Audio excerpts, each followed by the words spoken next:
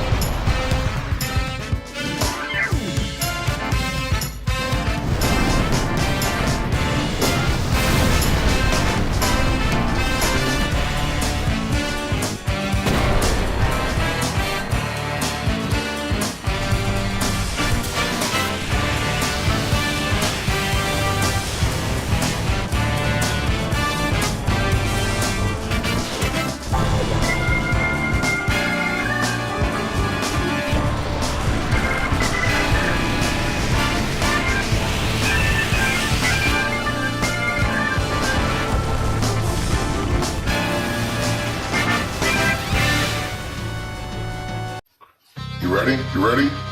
Alright, up and away.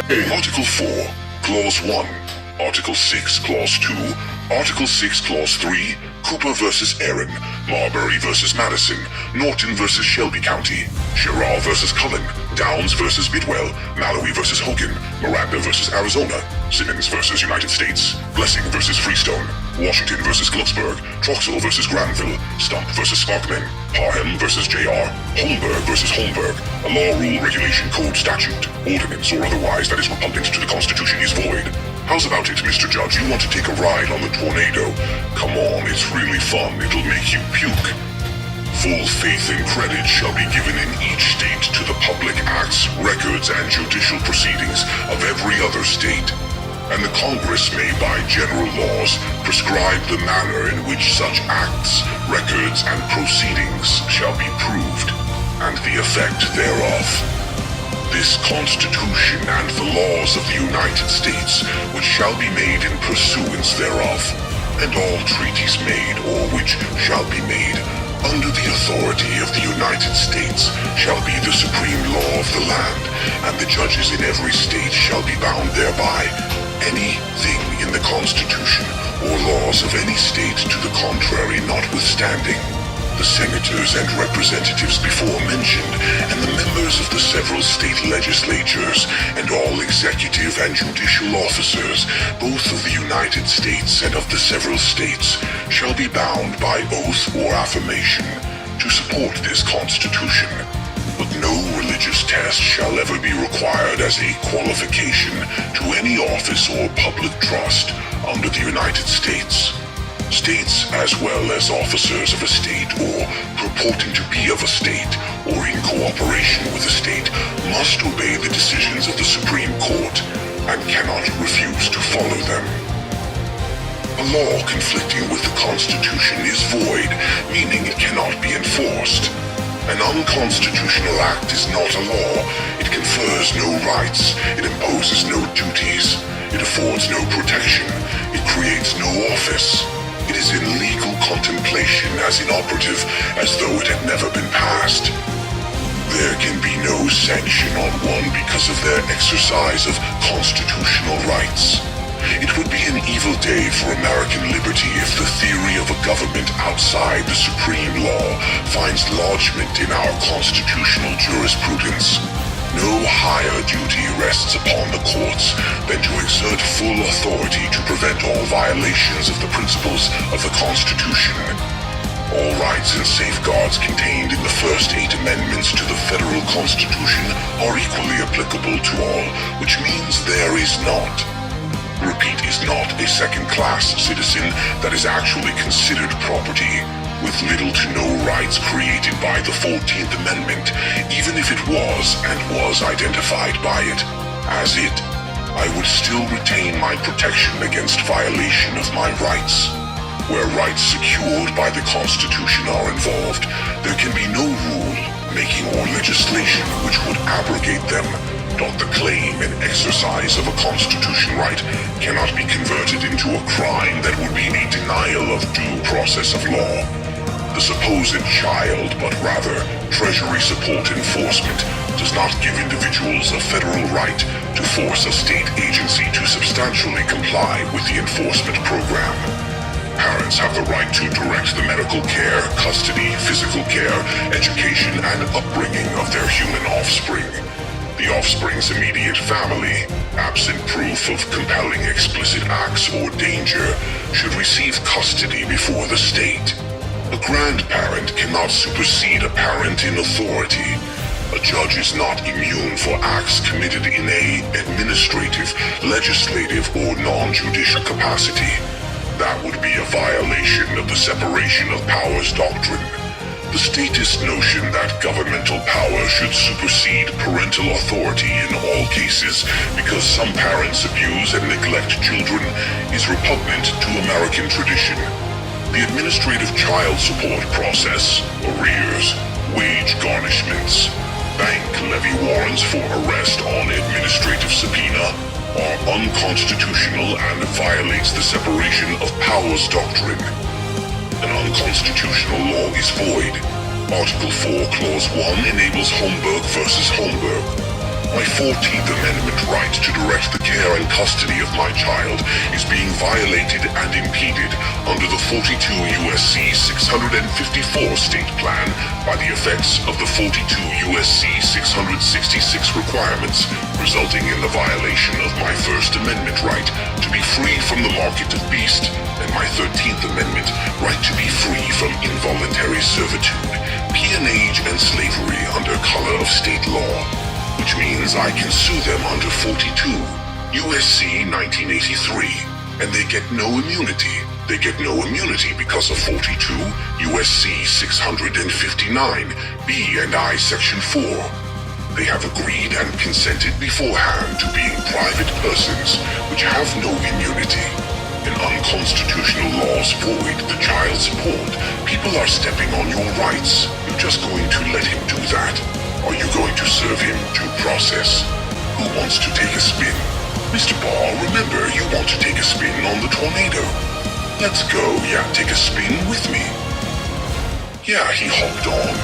Yeah, we didn't tell him that it's full of gasoline and we're about to light it on fire.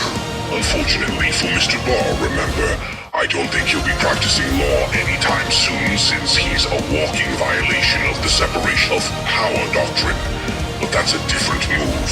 You have a nice day, please. Share, please like. Please subscribe if you have not already. Please tell me if you are subscribed, so I stop blowing your phone up with links when you already know. But YouTube does have that thing where it doesn't like to notify my subscribers when I post a new video. So, you have a good one.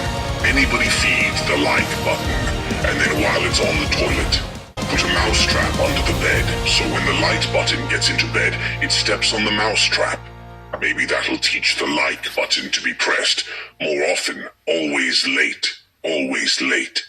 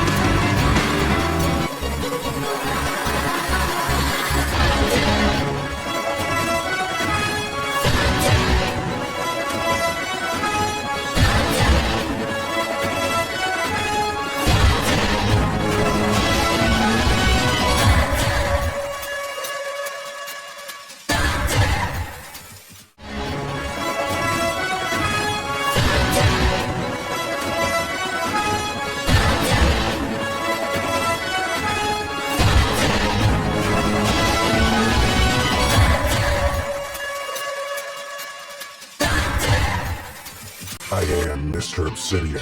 Prepare yourself for the man of black.